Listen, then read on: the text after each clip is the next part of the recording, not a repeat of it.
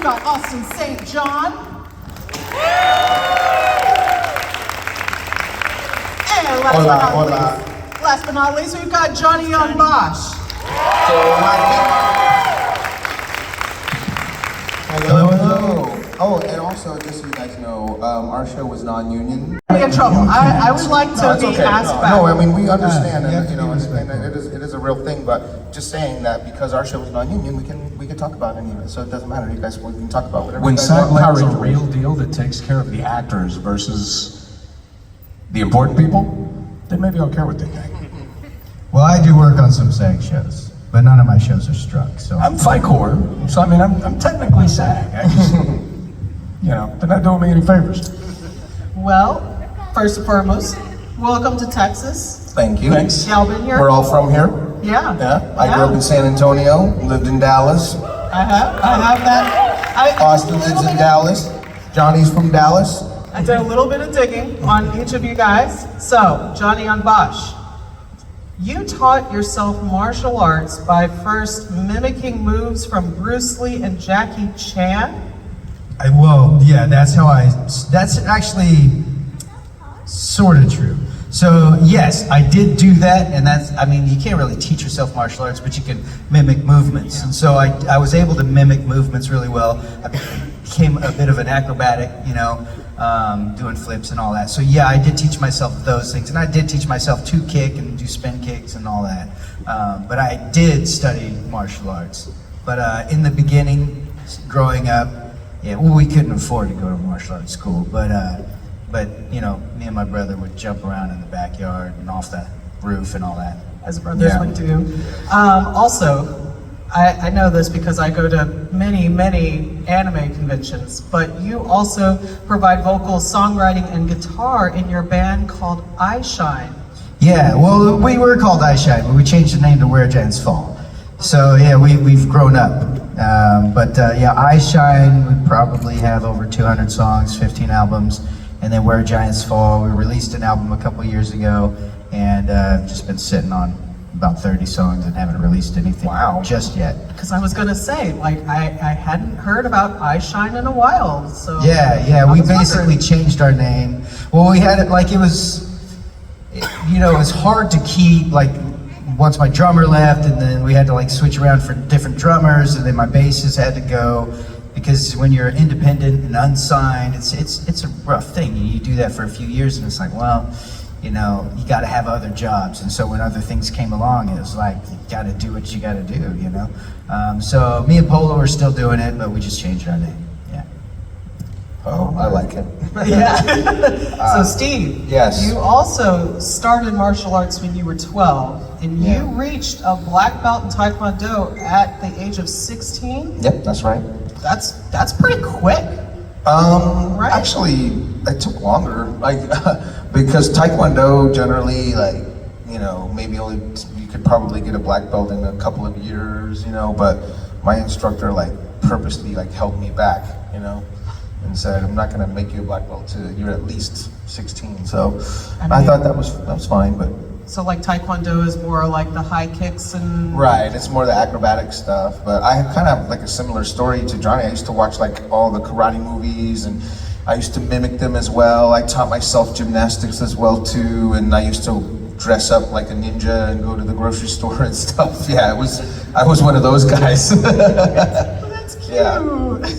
And then you also own a martial arts studio in Burbank and San Antonio. Yeah, I mean, I ran martial arts studios for years, but I don't currently run them anymore. You know, I tour like pretty full time now, so I don't run those anymore. But yeah, I did for years. I taught. Yeah, even by the time I was like 14, I was teaching kids classes and stuff at my studio, at the studio I was training coming up in. You know. Oh yeah. Yeah. Okay, and then Austin, you practice martial arts since the age of 5, right? Yeah, my dad was a longtime martial artist, Marine, and he was big into Kenpo. He had trained under Ray Schneider, who trained under Dave German, who trained under Ray Park, and it all kind of, or Ed Park, and I'm sitting here thinking of Ray Park's our age. Talking about Ray Parker. Ed Parker. Ed You had Parker. Ed Parker, and then you had Master Pi, who basically came out of Hawaii and brought Ed Parker was the one who trained Elvis. that too, yeah. So they basically brought Kempo to America, and at least made it famous. And so Dave German did the Black Panther videos, and Ray Schneider trained under him. Dave German was a mean guy, but my dad was pretty much the Marine. He was the tough guy. So we moved a lot, and his whole thing was, because at 5 I was like, I want, my first martial art was judo, and everybody was like 11 and towered over me at age 5, because I'm still not tall. No, definitely wasn't tall Not gone then. through growth spurt yet. So I got a lot of butt whoopings early on, which was great because I learned how to fall and how to get up. So my dad's thing was, you can quit martial arts or you can take what's available wherever we go. So I became pretty hybrid really quick. And then the UFC blew up in the 90s with the Gracies, and then hybrid became the thing. And then I met this guy on set. He put me in a Japanese armbar, and I was like a judo taekwondo guy, and I had some kempo, and I was like, and I was bigger than he was, and he locked me up, and I was like, WTF, mate? I was like, maybe I need to learn something new. So after him, I went and I studied with the Machado brothers in Arizona, and learned a thing or two. So it's a lifelong process. It's great, man. You're in, you're out, you're busy, you're not. It's up to you. Just don't quit. And then I also see that you have published a book. So I had the book that I put out it was based in Waterloo, and I sat down with a guy who was a whole lot brighter on Waterloo than I was. I spent maybe 6 months training with him, and he sat down and did the heavy bits of the writing. I did the video portion that was attached to the book, all the instructional stuff, and we shot that out of London. And it was great. The book and the video did great, and I had a good time doing it. Now I've released a comic, if that's, I'm not sure which book you're talking about. So I've got the comic that's out now too. Let me see. You had one in '96, it said? Yeah, that was martial arts related. Karate Warrior, a beginner's guide to martial arts. That was all technical. A lot of Waterloo. I mixed a little taekwondo in there, which was interesting because Korean and Japanese based. It was that was a good time. There were some arguments behind the scenes on that for sure. Most of which I lost because I didn't have the rank to fight with an 8th dan. So. All right, so since I cannot bring up anything about your work, what I had prepared are some generic questions. I have 34 of them. If you want to pick a number 1 through 34, or in a previous panel, they allowed people from the audience to shout out numbers to randomize. That sounds fun. Yeah. Can I get a shout out of a number? 15? Okay, so hold on. 15, and then I think I heard 4? Yeah. Okay, so let's do 15 and a 4. All right, so 15. What's your favorite thing about yourself? You're fired. Who was that guy? We gotta get rid of him. Allow me to talk about me. I don't know.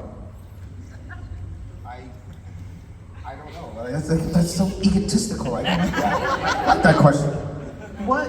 How about if I phrase it in the way of, what do your friends How about say what's my favorite is thing your about these strongest- guys? How about that? I like that okay, better. you can do that. Sure, yeah. Now you're gonna make it weird. I know, right? I have to tell you guys, like, when we just brushed over it, but Johnny Young Bosch, right? I think at the time that you auditioned, you weren't even quite a black belt yet in martial arts.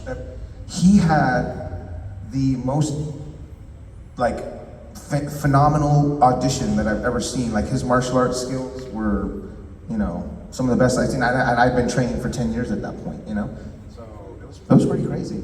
I was impressed with his skills. He's really low key about it, but he's a phenomenal martial artist. Johnny, you want to write this down so you can get a little quick ego boost whenever you need it? I do feel the same way that he does. It feels weird to talk about yourself. I think we're probably all the same way. It really Yeah. uber critical about ourselves, you know? Yeah, It is yeah. easier for me, like I can sit there and I say, Steve is a guy that I know he won't lie to me. Like, no matter what, he'll just tell me straight up what anything is. So and the other great thing is like, if I was like, man, what's the name of this actor? Or what's this movie? He knows, like, especially 90s, even like 80s. Like, He remembers everything. He remembers lines, Music. lyrics. Like, yeah, but he won't, but he's a straight up guy. Like, he will not lie. Like, Right, yeah, like no, if I'll ask him something, he'll Yeah. tell me straight up. Don't ask me if you don't really want to know the answer.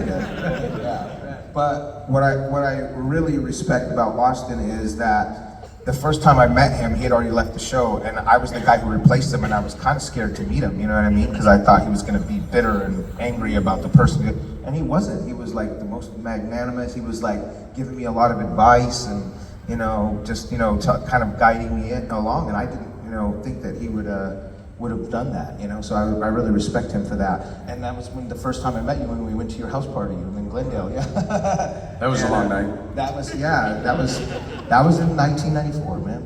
Anyway, he's a really good guy, He man. remembers all that stuff. That's Yeah. so cool. Yeah, I think my favorite thing about both of these guys that we haven't covered already is we have all been around the actors, as have probably many of you. You meet them at the table, and they can't be bothered to look up and look you in the eye. They can't be bothered to have a conversation, and you know that they could care less whether or not you exist in their presence.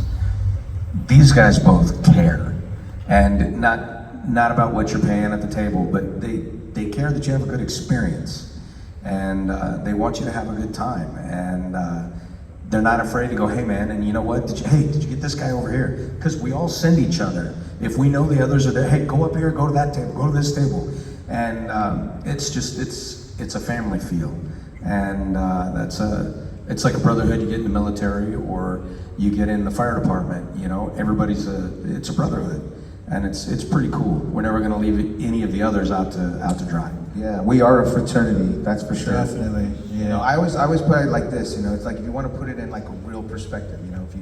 If you think about all the billions of people that are on the planet, and out of all of them, there's only maybe about 100 of us if you span all the generations of Power Rangers. There's only about 100 Power Rangers in the whole entire world. Like, that's something like, pretty proud to be part of that, It's really cool.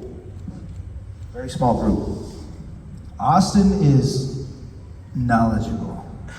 Like, Austin is like, he has information about information. Like, if there's anything, like, he is like an encyclopedia. Yeah. Like he'll have something to say about it, which is great because I don't know a lot of things, and if I ask him anything, he'll have something, or he'll have a story about it, which is also great too. But That's yeah. true. Love the stories, love the info. I'm a plethora of useless information. Question number 4. What is the best concert you have ever been to? Janet Jackson in the 90s. Oh my God, she stole my heart. I was in love. It was the Rhythm Nation tour. I was in love. Holy puppy dog eyes.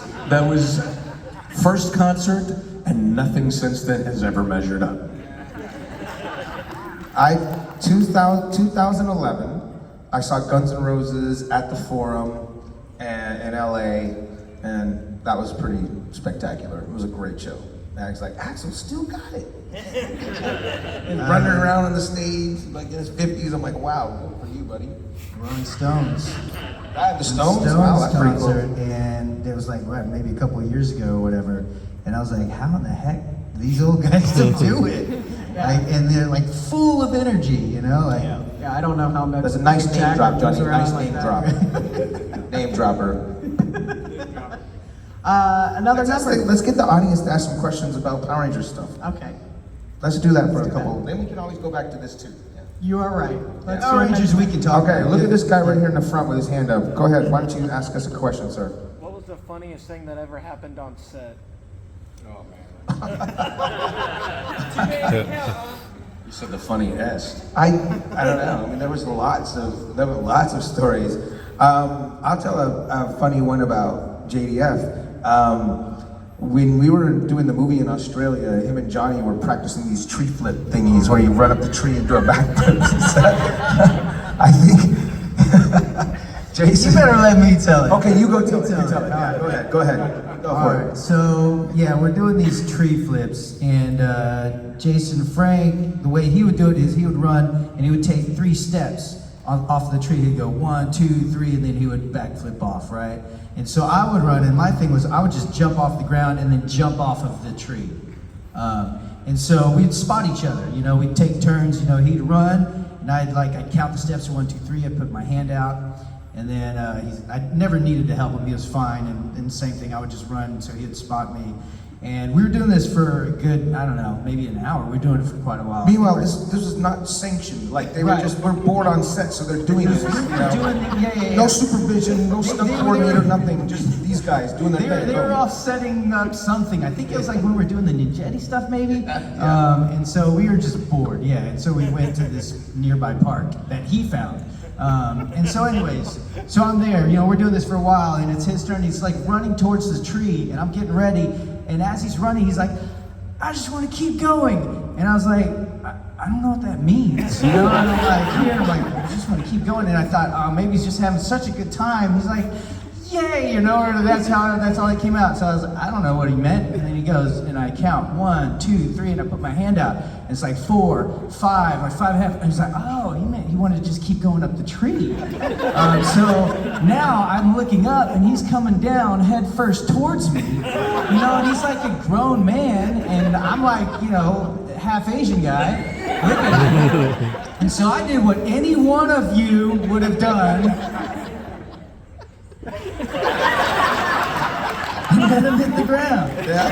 And he popped back up and he's like, woo, that was crazy. I was like, what are you doing, man? But meanwhile, like his face like slid against the bark of the tree. It hit the ground. Yeah. And then he had actually gotten a cut under his eye.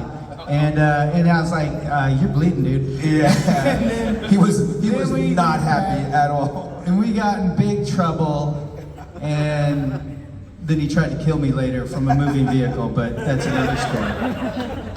Yeah. Good times. Good times. Yeah. All right, I got a Jason Frank story. I love it. We were, I don't know, somewhere episodes 60, 70, 80, and we had this ATV episode where we were on quads. On the 4-wheelers. Oh man, all right, so why are you gonna give a couple of immature teenage boys 4-wheelers with fuel in them, give them the keys and then say, don't go anywhere? At some point, Captain Obvious has got to say, you're a Maroni, you know, right? So we're sitting on these things, and I've got it started, and he's sitting next to me, and his is started, and I'm looking at him, and he's looking at me, and we're looking around, and I can see the PA, they have a PA station next to us with the radio, like, don't move. You know, we're looking at each other, we're looking at the PA, and the PA's looking at us. We all know what's about to happen. And he's like, don't do it, man. You're gonna, the PA, I think it was like Psy. He's like, you're gonna get me in so much trouble, man. And we're like, sorry, bro. And we're gone. It took them forever to get us back. We ended up like, I don't know how much we screwed up their time.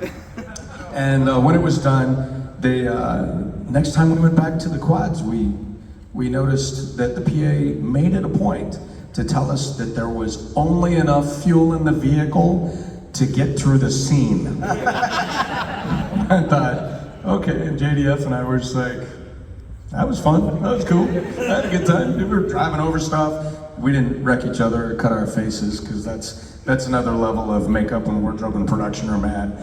But it was a good time. Let's go to the next person. Sorry, Karen Ashley is texting and saying hello to everybody. So. Karen. Aisha, yeah. Yellow Ranger. Sorry.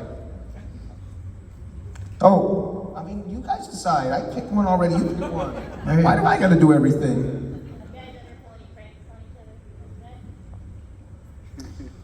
Pulling pranks. I mean, that was JDF, all he ever did to us. that I'll tell you another JDF story?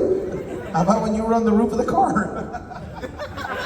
That was not a nice prank. All right, so there we are in Australia shooting a movie. and we're going to was it Kiama, right? I think that's what it was called. Yeah, we're in this this van, and what's her name? Hillary? What's that? Hillary was their Hillary's like driving. sort of the She's ranger kinda like, wrangler. Yeah, she was like, our PA. she's kind of in charge or responsible for us. She's driving this van. Jason and I are in the middle seat, and I think the girls are in the back. I don't know if you were in this shuttle van with us. I think the girls were in the van. Anyways, my window was open, and I was doing that thing where you can cup the wind. I'm like, it's soft, and I was doing that, right? It's like, oh, this is cool. And then I said out loud, I was like, hey, it'd be cool if I hopped out of this car while it was going, got on the roof, and rode it like Teen Wolf, climbing on the other side through his window, and he's like, you won't do it. And I was like, yeah, I'll do it. He's like, nah, you won't do it, man. You're a chicken. And I was like, no, I'm not. I'm the frog. So I got out this 50-mile-an-hour car, got out of the vehicle, got onto the roof, and then I realized how stupid this was. On top of it, because when you're sitting in the car 50 miles an hour, you can do this thing, But on the roof of or on the hood of this van that was moving 50 miles an hour is just, and I couldn't see anything. There's like dust in my eyes. I was like, I better get back in. This is dangerous. Meanwhile, she's not even slowing down. And so I try to start to go over, but then suddenly the van starts swerving back and forth. So now I have to hang on as my feet are dangling back and forth off the side. And I pull myself to the front where the windshield is so I can be like, what are you doing? And I see Hillary, and she's frightened because Jason has reached past her, is pulling at the wheel, just laughing, trying to throw me from this vehicle. She could have slowed down, she could have stopped, she didn't, she just kept going. It's doing this, and so finally I pull myself over and I try to climb into the window on Jason's side, and he's rolling it up. So she starts reaching back and hitting him, he rolls it down, and I climb in, and I survived, but that was him trying to get back for the old tree flip. We could talk many other stories about Jason. I've got another one. These stories are making me think. Here's another prank. I was not quite on that scale. He got David Yost. They were on set, and David was filming in the command center, and Dave was hungry. He couldn't get off set. And anytime Jason offered to do something nice for you, you had to be careful. There was a motive in there somewhere. Not that he wasn't a nice guy and he didn't do cool stuff, but you had to go, is he really being nice this time or am I being set up? Because there was always the possibility. So at this point, I'm hearing everything and it's all cool, and Dave's like, man, I'm hungry, and Jason's like, I'll get you a sandwich, man. And we all just kind of, I'm not, I smell a rat. I don't know what's going on here. And I ended up leaving, and Dave goes on to tell the story. He's like, yeah, so, he goes and he gets me a sandwich, and he brings back the sandwich. And I eat this peanut butter, I think it was a peanut butter, I don't remember what kind of sandwich it was, and he ate the sandwich. And then Jason starts chuckling. And we're like, David was like, what? He's like, apparently, when he was making the sandwich, he had put a fly in it. Wait a second, he did that in Australia. Did he do it also in Australia? He did that on set. Yes. He did it on set. So he must have done it multiple times. He's done it several times. Dave's been got. What about where was the one where he did the whole pube on the lip thing? That happened often. Oh, let's not talk about that one. Yeah, we will All right, talk next about question. that. Let's do it. Let's ask There's some good stuff. question. Okay, how about right over there? Oh, favorite fight scene. Well, I don't know. I think the ones we did for the movie were some of my favorite, especially the construction site fight scene. I really liked that one a lot. Or the one that we did with the Tengu Warriors, that was fun too. I did. There was one called Game of Honor that was Zio, and so but it started out as ninjas, and I was running through the woods doing some fights and against some ninjas, but it ended up being the Rangers training me for some tournament. But I liked that one. It was kind of fun. Felt different, cool. I like the one, but the episode about you where it was the Halloween episode, and they turned me into a werewolf. Oh, it came from Angel Grove. Yeah, right? yeah. And like I like that one because they put all the werewolf makeup on me, and then I was like chasing him through the forest. That was pretty fun. I don't know. I like that one. Zio, so maybe. Zio was my favorite season actually to work I was in on. like the Big Bananas. Huh? That was from Zio. It was Zio. 1,000% He could have been Zio, in it. yeah. I'm not sure. I don't remember. Yeah, But I don't know if it was Zio. Zio, before or after his arc. I don't remember if you were in that or not though. I can't remember anything. Yeah. Right? It's all a blur. Yeah. Anyway. I'm sorry. All right. So my favorite fight, I thought I was being cool, and I just like when you guys had finally been on for a while, and they start taking a little direction from you instead of just giving you orders. So I had this fight. We were on Zuma Beach where we all filmed, and I was like, oh man, what do you want to do? And I was reading the script, and there was this pyrotechnic, and they were going to blow something up, and I was supposed to do a flip and then go into this fight. And I was like, oh, okay, that's cool. And I'm looking over at the rocks down at Zuma where they always film, and I was like, I want to do a Russian off the top of that rock. And they were like, no. No. I was like, I'm going to go over there and do a Russian off the top of that rock. We should film it. And I pushed them into it thinking I had the power. I was such an idiot. So I go over and we get up there and they rig the top for the explosive and I'm on the scene and they shot it, and if I knew anything about how to cut or edit or direct at that time, I would have known better, but I knew none of that. So I get up on the rock and they're like, okay, we're gonna zoom in and we're gonna start the jump and you do the jump. So I jumped and I did the Russian and I stuck it. The sand was deep, so it was fine. It was like maybe 20 feet. I mean, it wasn't big. And then I launched into the fight.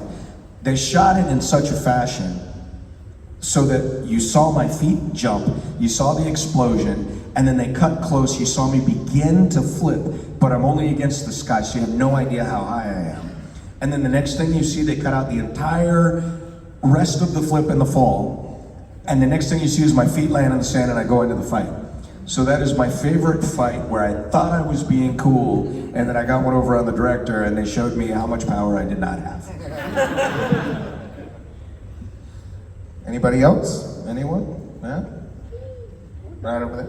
Okay, out of all the episodes you've done together over the years, which one is your most favorite and you do it again, and which one made you the most exhausted?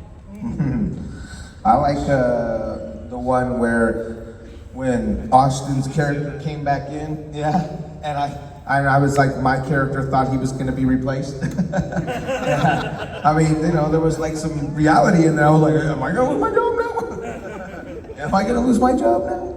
Yeah, that was funny. I liked, we did the Wild West Rangers. We went back in time and we got to kind of play like our ancestors. So that was a fun one actually. For me, it's always going to be the original onair pilot. We didn't think the show was going to get picked up. We shot the first one and they sent it into Fox, and Fox sent it back and said it was too violent, and we were like, oh, well, I guess that's it. And then Saban was like, no, we're going to do it again. And then they re-edited portions and took out all the headshots. They basically erased my entire first fight in the bowling alley where I was kicking Bulk in the head. You see my foot come up and then it just stops, and then all of a sudden it's over here and you never see it go anywhere near his head in the aired footage now. And after the re-edits, they finally picked it up and put it out there with the new skull. So that was just cool for me because I didn't know anything, man. I knew that I had the martial arts. That was all I knew when I walked on there. I was 18 learning how to be a man. I knew nothing about acting. I was learning how to act. I was like, that's a producer, that's a director. Look at all these cameras. Those are stunt guys. Like, it was the coolest thing ever. It's just eyes wide open. You know, I was learning everywhere I looked. It was so cool. I also learned another valuable lesson. If you don't want it to be on camera, don't do it while the cameras are running. The dumbest footage I have ever filmed in my life. We're standing in the bowling alley and the director looks at me strapped down and he's like, hey mate, do me a favor. What do you think we could do? It's martial artsy with that bowling ball. And I'm like, it's a bowling ball. What do you want me to do with this? And all these movies where you see, Jackie Chan throw it up and kick it and slam somebody in the face. Not this film. So I'm sitting there with the bowling ball and I was being a smart aleck. And I grabbed the bowl and I was like, what, something like this? And he's like, yeah, that's great, mate, that's great. And I didn't think anything more of it, and now it's forever on the episode. And I was like, I will never, ever do that again. There's another one that somebody posted on Instagram. You dancing or something too, right? Yes. That's the thing. Is like in the show, you're just doing whatever you think you're doing. You don't know what it's gonna look like, right? You don't know where. Like we learned, I think, all of that stuff, like how the lenses and how wide it was and all that on the show. We figured out later. Like for me, it was hard to watch. Even still today, it's like hard to look at the episodes. I'm like, I can't. But I can't believe I did that. Yeah, I know. It's like, but it's out there now, no matter what. And like all the different things that we did for like are now memes and stuff. Like the one where it's like there's a meme where it just like you see me saying I'm gonna take my tamales and I'm gonna leave because that was the one from Zio, the Christmas special or whatever. I brought tamales and it's like, come on, man. It's like you got one Latin guy and he brings tamales, you know, like they didn't understand what was like racially not okay or cool, whatever, you know, back then. So he was trying to be inclusive, I guess. Your tamales bring all the boys to the yard.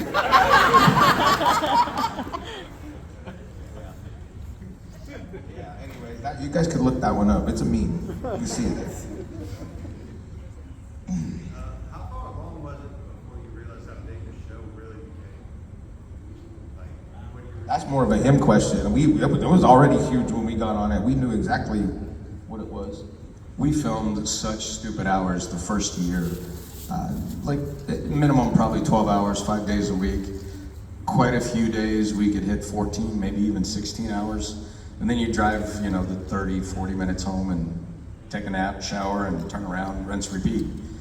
And then you came in on Saturdays and you did ADR. They still did that with you guys, right? And so, you know, 1 or 2 days off was in a box filming voiceover. Fishbowl. Yeah, exactly. Fishbowl.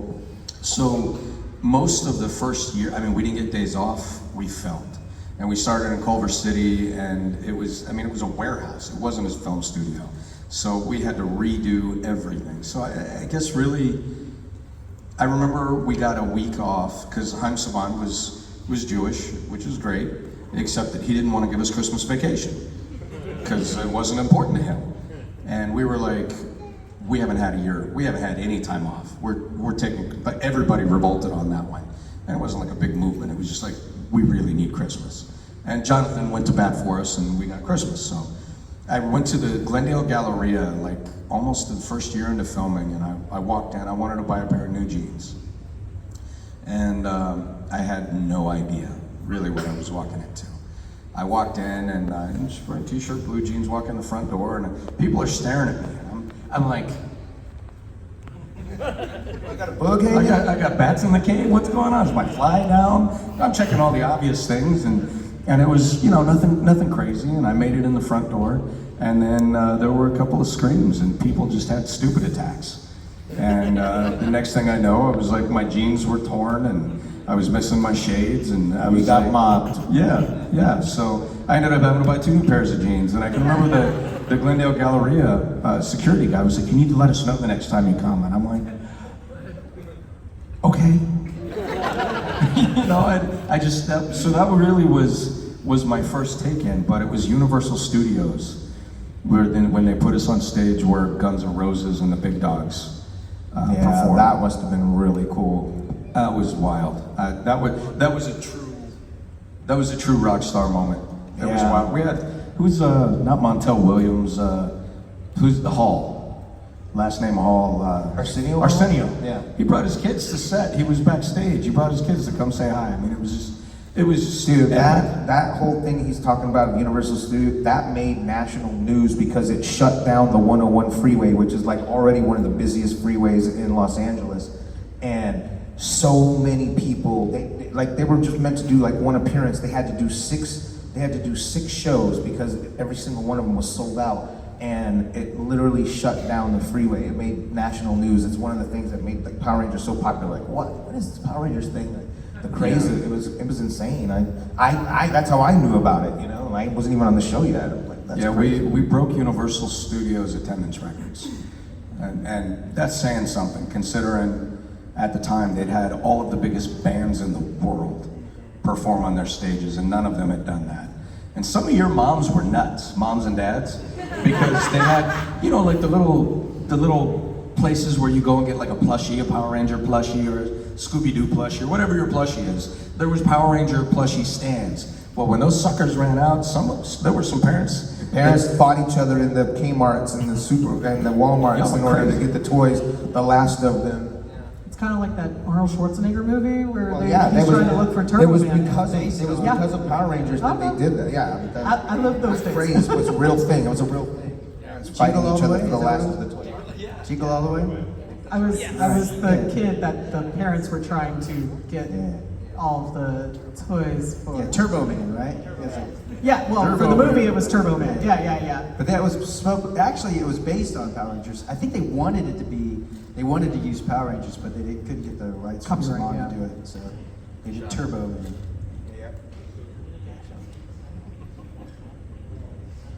We have time for one more question. One more quick Get a good question. one. That's the bright lights. I can't see anybody's hands for real. Yeah, right there. Go ahead. Yeah, how does it feel to be a part of a franchise that's like 30 years old at this point and still... Oh, thanks for reminding me. You can fire that guy too. Okay, I'm old. I get it. Got it. Okay. No. We still love you. Hey, that one person. That's there. It's pretty cool. I mean, had no idea that this was going to be what it is. You know, it's just it's flattering. There's like, I don't know, I'm honored to be part of it. Yeah. You know, there's also a big responsibility. Yeah. But it's just cool, and it's great to meet you guys, and then to see like younger kids watching it too. Like Yeah, the next that's generation of really kids cool. watching Something it. I Yeah. never would have expected. You know, is to see the generational, gaps bridged because of Power Rangers. That's really cool. Yeah, we're and, fortunate to be a part of this. I mean, like, Austin was talking about it. Like, some people get crazed, but when most of the time when we would meet you guys, you were little kids, too shy to say anything to us. Hide behind your mom. You can't really like articulate. Now with the advent of social media and through all these conventions and stuff, we get to meet you guys and you just tell us all these stories about what Power Rangers really meant to you. You know what I mean? And that's the thing that I never expected. That people would be able to come and go, you know what? Like, I had a really rough childhood, but watching your show, like, just was always a nice little escape every day, and I just wanted to come up and say thank you for that. Like, that means everything to me. Like, this is why I do as many appearances as I can, just to meet you guys and try to give back, because, you guys have been so supportive for 30 years, and that's just something we never expected and we really appreciate. So thank you. I give you guys a hand. You guys can give yourselves a hand, for sure.